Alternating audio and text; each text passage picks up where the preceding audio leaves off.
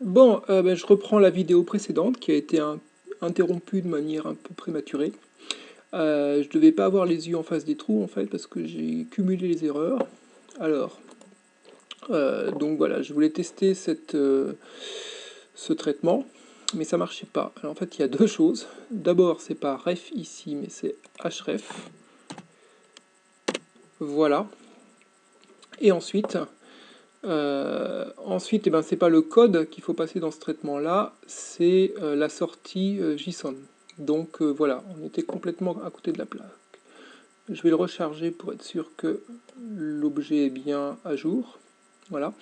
Et donc on va tester. Donc on prend notre code halluciné, on le balance dans notre API, on récupère le JSON sous forme texte. On prend cette donnée, on la passe dans notre converteur et on la récupère sous forme d'une structure map. Et c'est à partir de cette structure map qu'on va passer dans le nouveau traitement. Et voilà, on récupère une string qui correspond à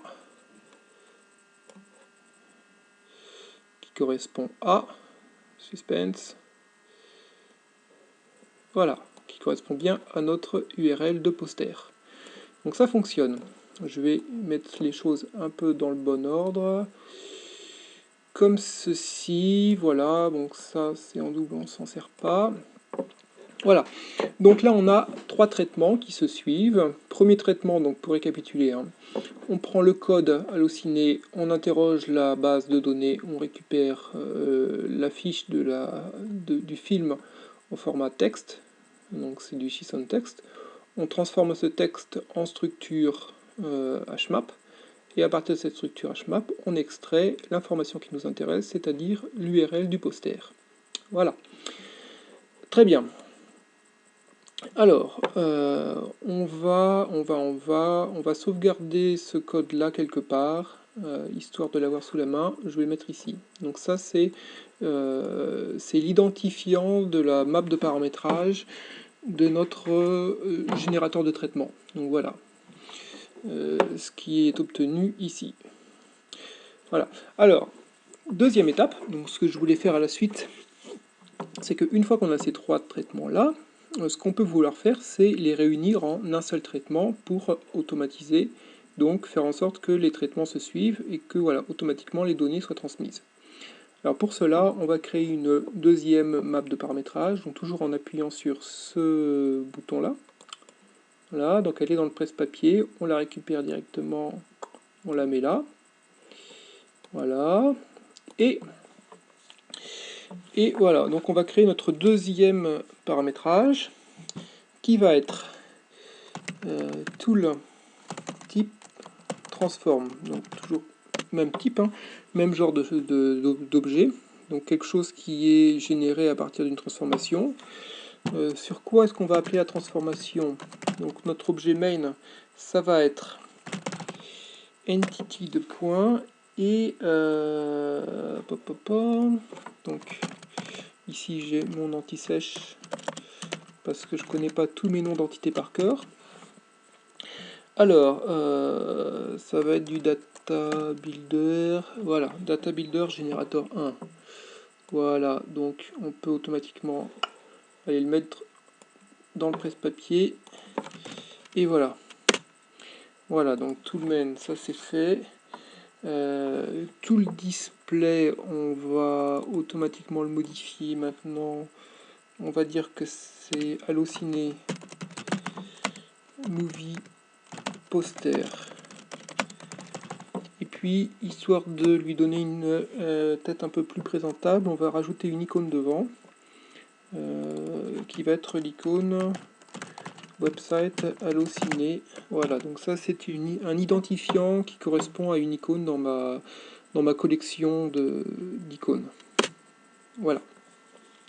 Je recherche ça et voilà, c'est déjà beaucoup plus joli. On a notre paramétrage, notre générateur d'objets halluciné movie poster.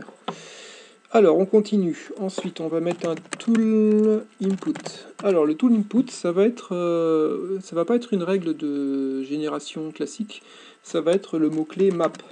on va lui dire en fait de passer comme entrée dans notre traitement la map de paramétrage elle-même. Voilà. Donc ça veut dire que cette map, on va rajouter d'autres éléments qui vont servir directement au traitement. Alors ces éléments sont les suivants. Générateur 1.rule. Donc on va générer un objet transform qui va être défini comme T1. Donc ça correspond à un identifiant qu'on va définir juste après, .t. Donc ça veut dire qu'on appelle la méthode transform de sur cet objet, point virgule, T2, .t, point virgule, T3, je disais donc T3.t. Voilà, donc ça c'est notre règle, c'est notre séquence en fait qui spécifie ce qui va se passer dans le traitement. Voilà. Donc T1.t, donc on appelle la méthode transform sur T1, puis la méthode transform sur T2, puis la méthode transform sur T3. Et à chaque fois, effectivement, on passe l'objet qui est récupéré en output est transféré dans l'objet dans l'étape suivante, et ainsi de suite. Alors, donc T1, qu'est-ce que ça va être? Eh bien, ça va être ceci, ça va être notre objet. Donc là, on va le mettre dans le presse-papier. Voilà. Donc là, T1, c'est notre premier traitement. T2, et bien T2, ça va être ceci. Voilà. Et enfin, T3, ça va être ceci. Voilà. Et bien là, normalement, on n'a pas fait d'erreur, j'espère.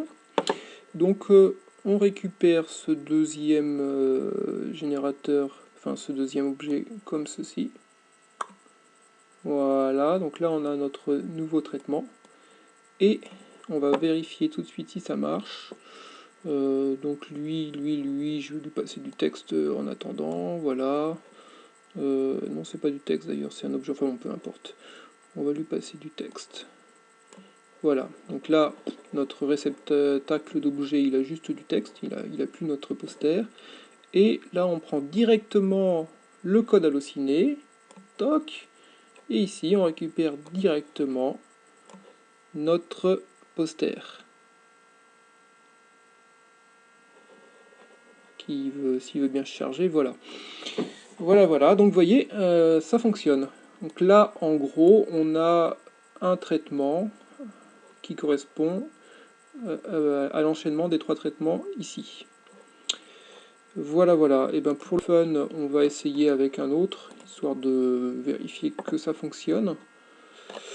Je vous propose n'importe lequel, tiens, l'écume des jours.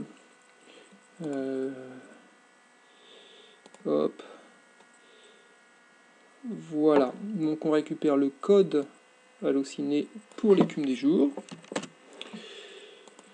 On va le mettre ici. Voilà.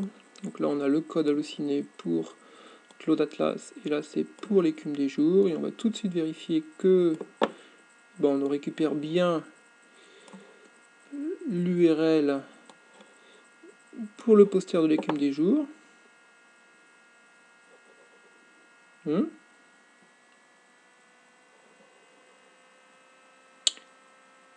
quand il veut.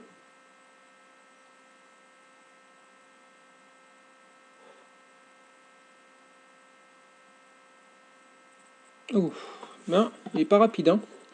Bon, en tout cas, l'essentiel, c'est que ça fonctionne. Voilà, je vais m'arrêter là pour cette troisième vidéo, et je vous dis à bientôt pour la suite. Voilà.